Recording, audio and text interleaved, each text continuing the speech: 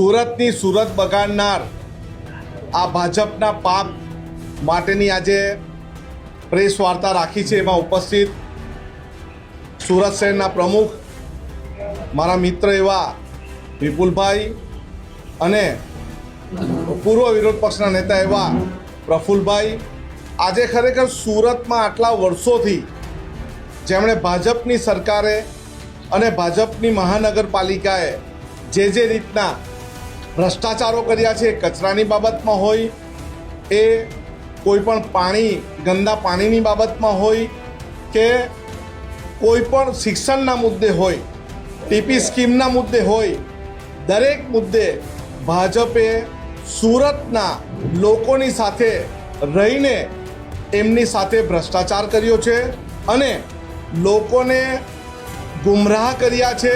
એ કચરાના મુદ્દે હોય, પાણીના મુદ્દે હોય કે શિક્ષણના મુદ્દે, કોઈ પણ મુદ્દે હોય।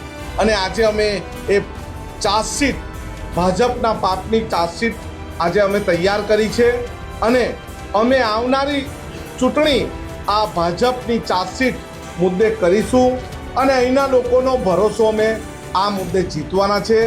આવનારા સમયમાં મહાનગરપાલિકાની જે ચૂંટણી આવે એમાં અમે ફૂલ જુસ્સા અને જોશથી લોકો અને પ્રજા સમક્ષ જઈશું।